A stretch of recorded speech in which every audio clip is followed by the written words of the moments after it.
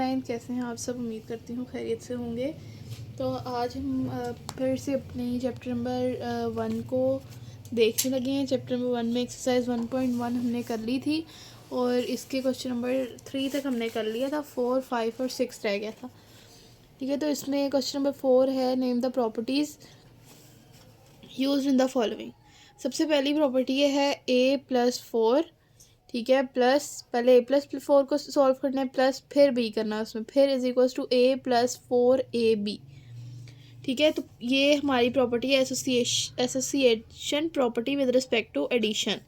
पहले मल्टीप्लाई करना है, पहले एक वैल्यू सॉल्व करनी है, फिर उसको दूसरे में ऐड करना है।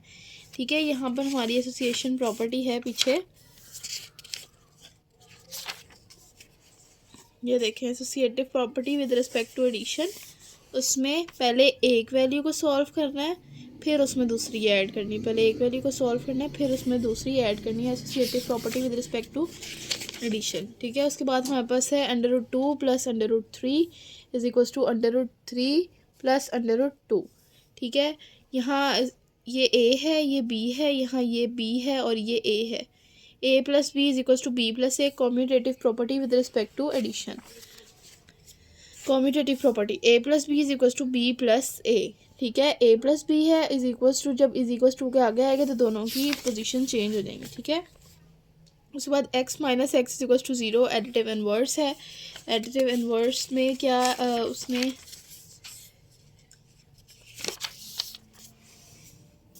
ये देखें इनवर्स, एडिटिव इनवर्स। ठीक है, a + -a is equals to -a + b, यानी एक माइनस का होगी वैल्यू और एक प्लस की होगी। ठीक है, जैसे यहाँ पर और उन दोनों का आंसर इज इक्वल्स टू 0 होगा। ठीक है, जैसे यहाँ पर है x - x, इसको हम ऐसे भी लिख सकते हैं x + -x, तब भी ऐसी ही आएगी। ठीक है, ये एसोसिएटिव एडिटिव इनवर्स है। ठीक है, उसके बाद a × b + c is equals to ab + ac। ठीक है, यहाँ पे अगर हम इसको इधर से मल्टीप्लाई कराएं तो ए बी आएगा और फिर इसके साथ मल्टीप्लाई कराएं तो ए सी आएगा, जो कि इज इक्वल्स टू के आगे। तो ये डिस्ट्रीब्यूटिव प्रॉपर्टी है और distributive property with respect to addition. Distributive property book में नहीं गिवन, पर मैं आपको वैसे बता देती हूँ कि इसमें जो है वो मल्टीप्लिकेशन होती है, एक वैल्यू ऐड हो रही होती है, फिर जो उसका आंसर आता है वो बाहर वाली वैल्यू के साथ मल्टीप्लाई होता है। ठीक है, उसके बाद 16 + 0, कोई भी ऐसी वैल्यू जिसको हम 0 के अंदर ऐड करें तो वही वैल्यू आए तो वो एडिटिव आइडेंटिटी होती है। एडिटिव आइडेंटिटी देखें, a + 0 is equals to a is equals to 0 + a। ठीक है, इन दोनों को ऐड करो तब भी a आएगा, इन दोनों को ऐड करो तब भी a ही आएगा। उसके बाद हमारे पास है 100 × 1 इज इक्वल्स टू 100। ये तो सिंपल आपको नज़र आ रहा है कि इसमें मल्टीप्लाई हो रहा है, मल्टीप्लिकेटिव आइडेंटिटी है। मल्टीप्लिकेट ये देखें 4 × एक वैल्यू मल्टीप्लाई हो रही है, फिर उसका जो आंसर आएगा वो बाहर वाली वैल्यू के साथ मल्टीप्लाई होगा। Associative property with respect to, ये क्रॉस का मतलब है मल्टीप्लिकेशन।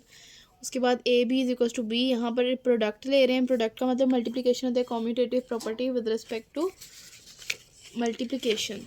ठीक है, कॉम्यूटेटिव प्रॉपर्टी पीछे नहीं है, commutative property with respect to multiplication a b is equals to b a। ठीक है, और एसोसिएटिव प्रॉपर्टी इसकी a b c is equals to a b और c, एसोसिएटिव प्रॉपर्टी। उसके बाद अगला क्वेश्चन है question number 5, name the properties used in the following. -3 is greater than -1, 0 is less than 2 और -3 इज लेस देन -1। ठीक है, तो एडिटिव प्रॉपर्टी ऑफ ऑर्डर है, यानी ये एक ऑर्डर था जिसको इसने असेंबल किया। ठीक है, उसके बाद है a is less than b, then a 1/a is greater than 1/b। Reciprocal property of order, reciprocal property ये दी, a is smaller than b is equal to a 1/a greater than 1/b। ठीक है, उसके बाद आपके पास if a is greater than b then a is less than b, then a plus c greater than a plus b plus c। ये additive property है। if ac is greater less than bc and c is greater than 0 then a is less than b। Cancellation property of order, cancel हो रहे हैं B और ए है, ये ऐसे होगा, ये देखें यहाँ पर A C is equals to B C. ठीक है, अगर मैं ए सी को नीचे सी ला के डिवाइड कर दूँ और बी उधर ही रहने तो सी सी से कैंसिल हो जाएगा, तो आंसर क्या आएगा, ए इज इक्वल्स टू बी। तो ये कैंसलेशन प्रॉपर्टी है ऑर्डर की। ठीक है, उसके बाद ये भी सेम है ए सी और बी सी। ठीक है, जिसमें ए ज़ीरो जो है वो ग्रेटर देन सी है और ए जो है वो ग्रेटर देन है बी। तो यहाँ भी सी सी से कैंसिल हो जाएगा, तो A greater than B, A is less than B answer आ जाएगा।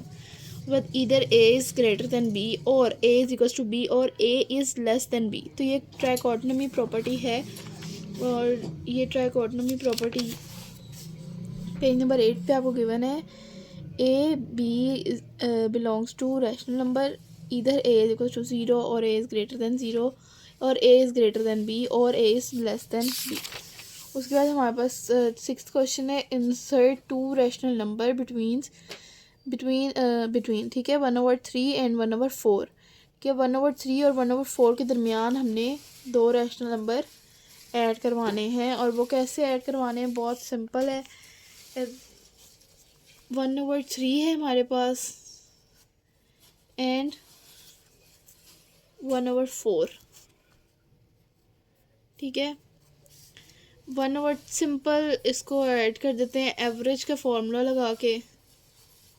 तो एवरेज का फॉर्मूला होता है a+b/2। अभी हम a+b ले रहे हैं, ओवर 2 नहीं लिया, क्योंकि पहले हम फ्रैक्शन में और फ्रैक्शन में लेंगे तो आप लोग कंफ्यूज हो जाएंगे। तो a 1/4, नीचे एलसीएम आएगा आपके पास 12 और ऊपर आएगा 4 + 3।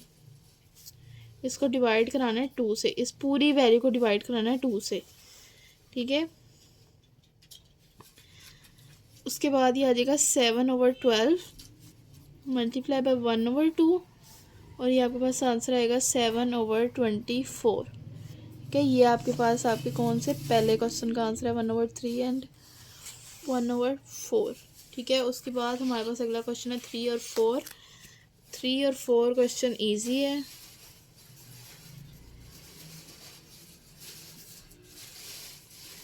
Three and 4। ठीक है, 3 एंड 4 में हमें क्या है, 3 + 4/2 सिंपल 7/2। ठीक है, ये एक नंबर आ गया इसके बीच का। ठीक है, यहाँ मतलब जो बीच में आना ना इनके 3 7/2 और फिर 4 होगा। अब 7/2 और 4 के दरमियान वाला भी निकालना है कि दो निकालने हैं, या इधर का निकालने या इधर का निकालने। तो 7/2 को फिर प्लस करो 4 में और फिर इसको पूरे को डिवाइड करा दो 2 से। 2 से हम बाद में डिवाइड कराएंगे, पहले हम इसे सॉल्व कर लेते हैं। 7 + 8/2। ठीक है, तो ये 7 + 8 आपके पास आ जाएगा 16/2। 16 2 के टेबल में 16 आता है 8 पे, 8 आ जाएगा, डिवाइड बाय 2 कराएंगे तो 4 आ जाएगा। ठीक है, ये हमारे पास तीसरा नंबर भी 4 ही आएगा। ठीक है, उसके बाद यहाँ भी इसके साथ भी यही करना है। 7/24 को ऐड करना है 1/4 में।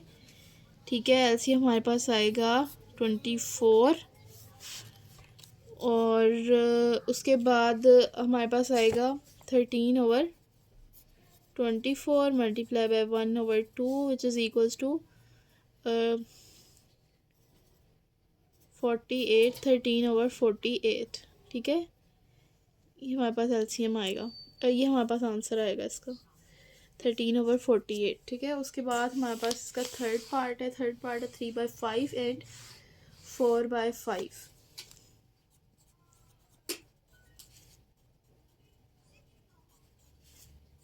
3/5 एंड 4/5। ठीक है, इसको भी सेम दूसरे क्वेश्चन की तरह करना है। 3/5 + 4/5, एलसीएम आपके पास आएगा 7/5। ठीक है, 7/5 को मल्टीप्लाई कराना है 1/2 से, या इसको पूरा नीचे डिवाइड करा देंगे तो फिर भी ये आए इसी तरह आएगा, इसी तरह इजी होगा आपके लिए तो इसी तरह कर लीजिएगा। उसके बाद आएगा 7/10। अब तीसरा नंबर निकालना है। 7/10 जो है उसको हम ऐड करेंगे यहाँ पर, देखें यहाँ पर हम इसको ऐड करते हैं 7/10 और 4/5। 4/5 हमारे पास ये है, इन दोनों के बीच की निकली 7/10 और फिर इन दोनों 7/10 और 4/5 के दरमियान की निकालनी, ठीक है।